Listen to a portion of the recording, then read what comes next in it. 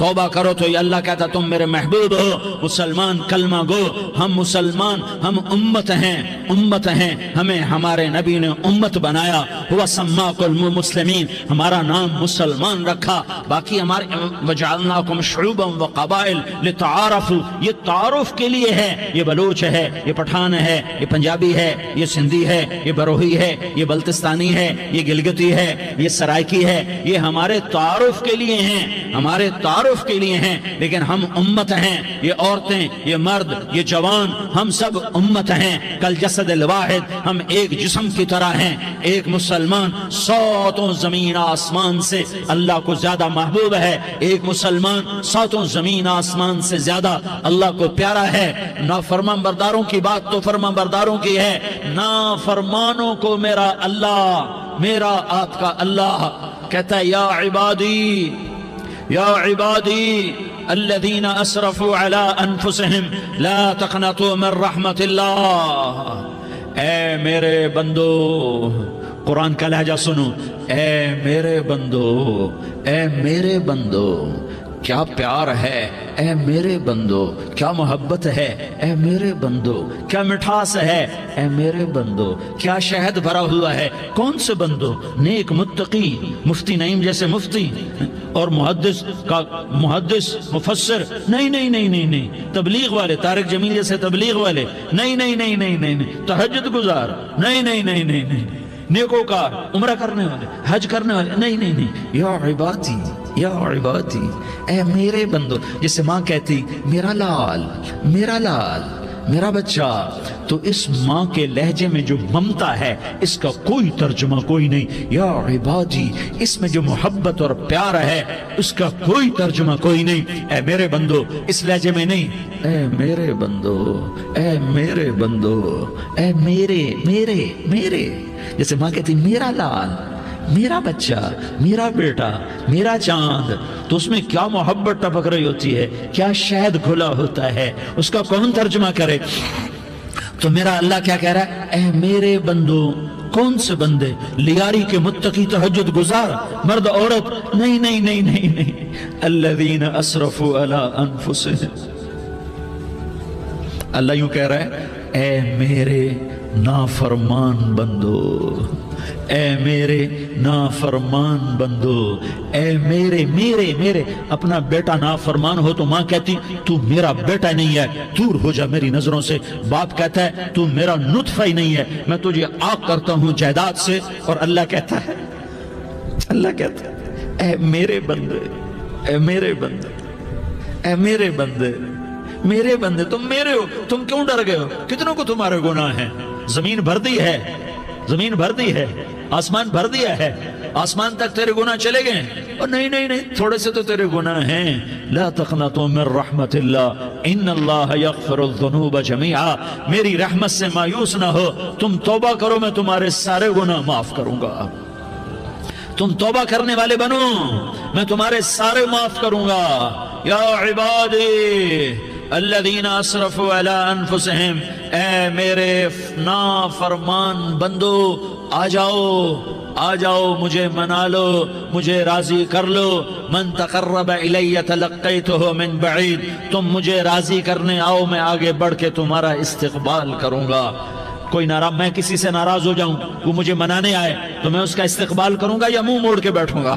اور اسے صلواتیں سناؤں گا، جلی کٹی سناؤں گا؟ میرا رب کہتا ہے لیاری کا جو مجھے راضی کرنے آتا ہے میں آگے بڑھ کے اس کا استقبال کرتا ہوں، میں کہتا ہوں آجا میرا بندہ، میں تو کب سے تیرے انتظار میں تھا کہ کب توبہ کرے گا اور میں معاف کروں گا، کب توبہ کرے گا اور میں معاف کروں گا۔ اللہ کو اپنا بناؤ، اس کے در پر جھکنے کے ساتھ ہمارے گناہوں کی حیثیت ہی کوئی نہیں ہے۔ بنی اسرائیل میں ایک آدمی نے 99 قتل کیے، اس کو خیال آیا میں توبہ کروں، ایک عبادت گزار کے پاس گیا اور اس سے پوچھنے لگا میں نے 99 قتل کیے ہیں، میری توبہ ہو سکتی ہے؟ اس نے کہا ہرگز نہیں، تو بڑا ظالم ہے، تیری کوئی توبہ نہیں۔ اس کو غصہ چڑھا، اس نے اسے بھی قتل کر دیا، 100 کر دیے۔ پھر اس کو خیال آیا میں توبہ کروں، تو وہ ایک عالم کے پاس گیا اور اس سے پوچھنے لگا میں نے 100 قتل کیے ہیں، کیا میری توبہ ہو سکتی ہے؟ کہ بیٹا کیوں نہیں ہو سکتی؟ توبہ، ہائے ہائے ہائے ہائے ہائے، میرا رب ایک مثال دیتا ہے، کہتا میرا بندہ تو اتنے گناہ کر کہ زمین کو بھر دے، اس خلا کو بھر دے، چاند تاروں ستاروں کو بھر دے، اتنے گناہ کر کہ آسمان کی چھت کو لگا دے، زمین سے اٹھا اور آسمان کی چھت کو لگا دے، اتنے گناہ کرنے کے بعد صرف ایک دفعہ کہہ دے یا اللہ معافی دے دے تو میں سارے ہی معاف کروں گا، سارے معاف کروں گا، ولا ابالی، اور مجھے کوئی پرواہ نہیں ہوگی۔ انہوں نے کہا بیٹا گناہوں کی معافی تو یقیناً ہے، لیکن توبہ کا ہونا ضروری ہے، تیری توبہ پکی ہونے کے لیے یہ ماحول چھوڑنا ضروری ہے، تو یہ بستی چھوڑ کے اس بستی میں چلا جا، وہاں نیک لوگ رہتے ہیں، ان کی صحبت میں تو رہے گا تو تیری توبہ پکی ہو جائے گی۔ اس نے کہا میری معافی ہو جائے، میری معافی ہو جائے، میں ہر کام کرنے کو تیار ہوں۔ بوریا بستر اٹھایا، جو تبلیغ والے کہتے ہیں گھر چھوڑو، لیاری چھوڑو، بستر اٹھاؤ اور چلے کے لیے نکلو، 4 مہینے کے لیے نکلو کہ اپنی توبہ کو پکا کرو، ورنہ ماحول کی گندگی پھر آدمی کو گرا دیتی ہے، پھر گرا دیتی ہے، پھر گرا دیتی ہے۔ وہ نکلا، راستے میں موت آئی، جب موت نے جھٹکا دیا تو اس نے چھلانگ لگائی اس نیک لوگوں کی بس کی طرف، وہ ایسے اس کے ہاتھ اس کے آگے اور پورا جسم ایسے آگے پھیلا ہوا۔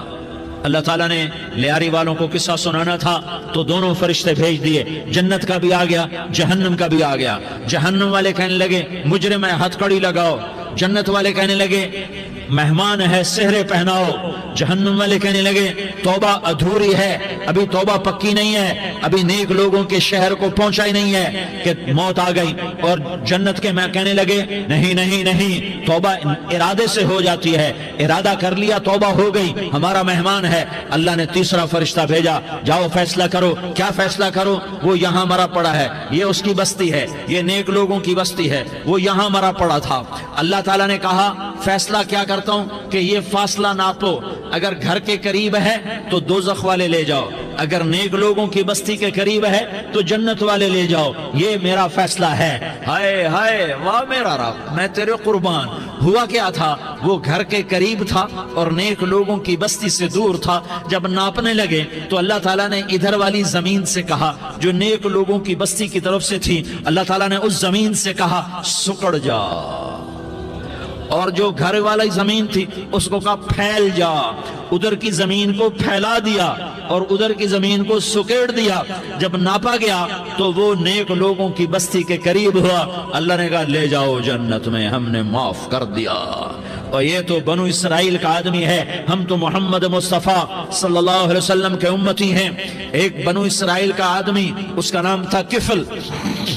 اور روزانہ رات کو نئی لڑکی اس کے پہلو میں آتی، شراب کا دور چلتا اور زنا کا سے منہ کالا کرتا۔ ایک رات ایک لڑکی کو 60 دینار دے کر لایا، 60 دینار کوئی 10 لاکھ روپیہ بنتا ہے۔ کیا مال تھا کہ ایک رات کا 10 لاکھ دے کر آیا۔ جب کمرے میں داخل ہوا تو وہ لڑکی رو رہی تھی، تو کفل نے پوچھا کیوں رو رہی ہو؟ میں نے زبردستی تو نہیں کیا۔ تو وہ اس نے روتے ہوئے کہا کفل میں پیشہ ور عورت نہیں ہوں، میں عزت دار عورت ہوں، مجھے بھوک نے یہاں تک پہنچایا ہے۔ میں یہ کہا کرتا ہوں جب سردار لوگ، جب مالدار لوگ زکوٰۃ نہیں دیتے تو غریبوں کی بیٹیاں نیلام ہو جاتی ہیں۔ مالداروں سے کہتا ہوں، ان سرداروں سے کہتا ہوں کہ اللہ کے نام پر دیا کرو کہ غریبوں کی بیٹیوں کی عزتیں بحال رہیں۔ تو کفل نے جب دیکھا اور جب سنا، آنسوں کو دیکھا اور اس کی بات کو سنا، تو وہ اس کا وحشی دل، پتھر دل، کیا آنسوں نے کام کیا کہ وہ رونے لگا۔ کفل رونے لگا اور کہنے لگا بہن جس عزت سے آئی تھی اسی عزت سے واپس چلی جا، اور میں بڑا کتا انسان ہوں، میں بہت گندا انسان ہوں، میں تیرے آنسوں کے طفیل توبہ کرتا ہوں، تو میرے لیے دعا کر دے، اللہ میری بخشش کر دے، اور تو چلی جا اپنی عزت کی سلامتی کے ساتھ، اور جو مال میں نے تمہیں دیا تھا تمہیں ہدیہ۔ وہ بچی گھر پہنچی اور کفل کو پتہ نہیں اگلے لمحے کیا ہونے والا ہے۔ تھوڑی دیر کے بعد کفل مر گیا، اچانک جوانی میں موت آ گئی۔ کفل کو نہیں پتا تھا کہ میری زندگی کی چند گھڑیاں باقی ہیں، ساری زندگی زنا شراب میں گزری، آخری چند لمحے میں توبہ کی۔ اب میرے اللہ نے کیا کیا؟ اللہ، ارے اللہ کے بن جا، ہاتھ جوڑتا ہوں، اللہ کے بن جاؤ، اللہ کو اپنا بنا لو، اللہ کو اپنا بنا لو، اللہ کو اپنا بنا لو، اللہ سے دوستی لگا لو، اللہ سے یاری لگا لو، اللہ کے آگے سر جھکا لو، ایک دوسرے سے محبت والے بن جاؤ۔ ہاں ہاں، یہ وہ شخص تھا، کل اس کی میت کو دیکھ کر کوئی اس کو کندھا دینے نہ تھا، اس کے اپنے بھی اس کو غسل نہ دیتے، اس کے اپنے اس کو کفن نہ دیتے، یہ ایسا ظالم بدماش نافرمان تھا۔ ہاں ہاں، سنو سنو، کفل موسیٰ علیہ السلام کا امتی، طارق جمیل محمد مصطفیٰ کا امتی، سردار عزیر محمد مصطفیٰ کا امتی، ہمارے پیچھے محمد مصطفیٰ کے آنسو ہیں، آہیں ہیں، سسکیاں ہیں، فریادیں ہیں، دعائیں ہیں۔ یہ بنی اسرائیل کے گناہگار کے لیے کیا کر دیا، کیا کر دیا، کیا کر دیا۔ اگر یہ صبح پایا جاتا مردہ تو اس کا کوئی کندھا دینے والا نہ ہوتا، نہلانے والا نہ ہوتا، اسے پتھروں میں دبا دیتے۔ صبح ہوئی تو لوگوں نے دیکھا کفل کے دروازے پر بہت بڑا جیسے بینر لگا دیا جاتا ہے، پورا بینر لگا ہوا تھا، کفل کے دروازے پر لکھا ہوا تھا ان اللہ قد غفر للکفل، لوگوں اللہ نے کفل کو معاف کر دیا۔ کیا مطلب تھا معاف کر دیا؟ کہ جاؤ جنازہ پڑھو، جاؤ دفن کرو، جاؤ غسل دو، جاؤ کفن دو، میں نے کفل کو معاف کر دیا۔ میرے بھائیو، اپنے اللہ سے اپنا تعلق بناؤ، اور اللہ سے تعلق بنتا ہے توبہ کے ساتھ، اس کے در پر حاضری دینے کے ساتھ، اور محمد مصطفیٰ صلی اللہ علیہ وسلم کی غلامی کے ساتھ۔ اللہ کو ایک ہی ہستی سے پیار ہوا، وہ محمد الرسول اللہ ہیں، ایک ہی سے محبت کی، وہ محمد الرسول اللہ ہیں، ایک کو اپنا حبیب بنایا، وہ محمد الرسول اللہ ہیں، ایک کو خاتم الانبیاء بنایا، وہ محمد الرسول اللہ ہیں، ایک کو حبیب اللہ بنایا، وہ محمد الرسول اللہ ہیں، ایک کو سارے عالم کا نبی بنایا، وہ محمد الرسول اللہ ہیں، ایک کو رحمت للعالمین بنایا، وہ محمد الرسول اللہ ہیں، ایک کو شافع محشر بنایا، وہ محمد الرسول اللہ ہیں، ایک کو ساقی کوثر بنایا، وہ محمد الرسول اللہ ہیں، ایک کے ہاتھ میں چابی پکڑائی وہ جنت کی، وہ محمد الرسول اللہ ہیں، ایک کے لیے جنت کو مزین مسخر فرمایا، اور آپ کے بغیر جنت کے دروازہ نہیں کھل سکتا، اس کا اعلان فرمایا، وہ محمد الرسول اللہ ہیں۔ اللہ سے جڑنے کا سردار عزیر ہو یا اس کا گن مین ہو، طارق جمیل ہو یا اس کا ملازم ہو، دونوں کے لیے ایک ہی راستہ ہے، ایک ہی راستہ ہے، ایک ہی راستہ ہے۔ یہ میری بہنیں جو جمع ہیں، ان کے لیے ایک ہی راستہ ہے کہ حضرت محمد مصطفیٰ صلی اللہ علیہ وسلم کی غلامی میں آ جائیں، ان کے طریقوں پر آ جائیں، ان کے راستوں پر آ جائیں، ان کی زندگی کو اپنی زندگی بنا لیں۔ میرے نبی کی زندگی محفوظ ہے، یہ کائنات کا سب سے افضل، سب سے اعلیٰ، سب سے برتر، سب سے اجمل، سب سے اکمل، سب سے ابہا، سب سے انور، سب سے اتم، سب سے اجل، سب سے انور، سب سے کمال والا، جمال والا، حسن والا، محمد بن عبداللہ بن عبد المطلب بن ہاشم بن عبد مناف بن قصی بن کلاب بن مرہ بن کعب بن لوی بن غالب بن فہر بن مالک بن نضر بن کنانہ بن خزیمہ بن مدرکہ بن الیاس بن مدر بن نزار بن معد بن عدنان بن اود بن حمیسہ بن سلامان بن عوس بن بوز بن قموال بن عبید بن عوام بن ناشد بن حزا بن بلداس بن یدلاف بن طابخ بن جاحم بن ناحش بن ماخی بن عیفی بن عبقر بن عبید بن الدعاء بن حمدان بن سنبر بن یثربی بن یحزن بن یلحن بن ارعوا بن عیغی بن زیشان بن عیسر بن اقناد بن ایہام بن مقصر بن ناحس بن زارح بن سمی بن مزی بن عوض بن عرام بن قیدار بن اسماعیل بن ابراہیم بن آذر بن ناحور بن سروج بن رعوب بن فائج بن عابر بن ارفقشاد بن سام بن نوح بن لامک بن متوشالہ بن ادریس بن یرد بن ملح الایل بن قینان بن آنوش بن شیس اور بن آدم علیہ الصلاة والسلام۔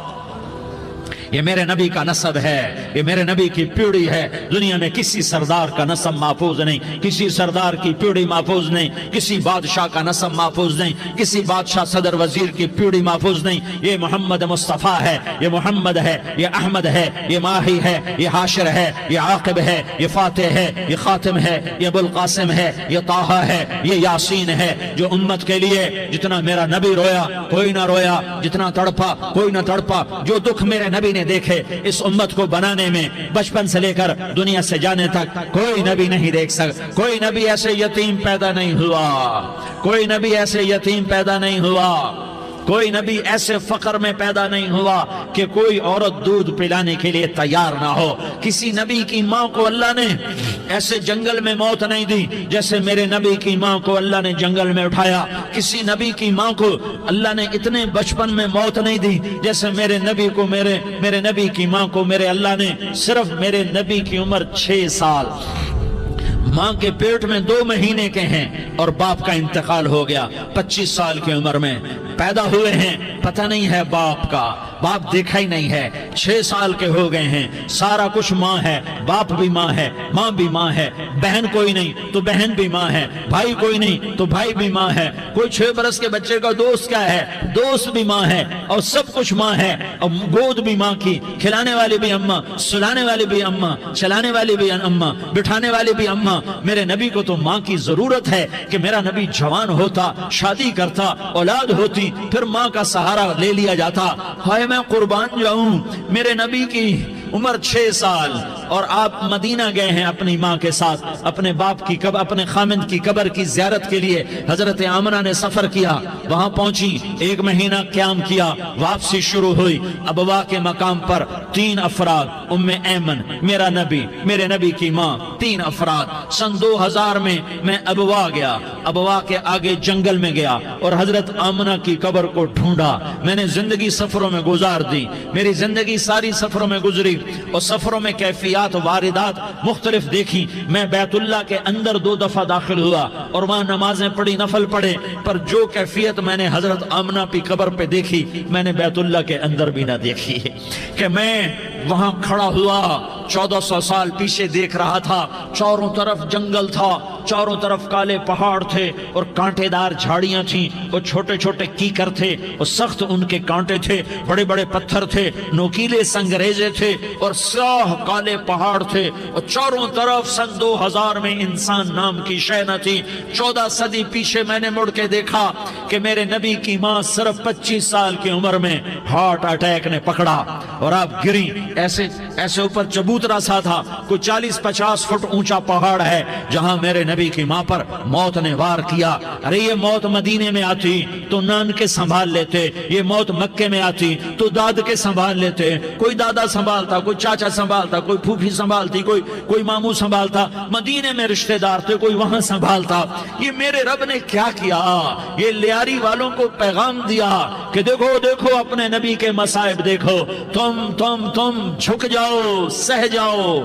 جاؤ، اللہ اور اس کے رسول کی رضا میں پی جاؤ، سہ جاؤ تو تمہیں عزت کے تاج مقدر، تمہیں کامیابی مقدر، تمہیں عزت مبارک، تمہیں کامیابی مبارک، تمہیں رحمت مبارک، تمہیں جنت مبارک، تمہیں اللہ کی رضا مبارک۔ ظالم کے ساتھ کبھی میرا رب نہ ہوا، مظلوم کو میرے رب نے کبھی تنہا نہ چھوڑا۔ مظلوم کافر بھی ہو تو اللہ اس کا ساتھی ہے، مظلوم کافر بھی ہو تو اللہ اس کا ساتھی ہے۔ میں قربان جاؤں، میرا وجود کانپ رہا تھا۔ یہاں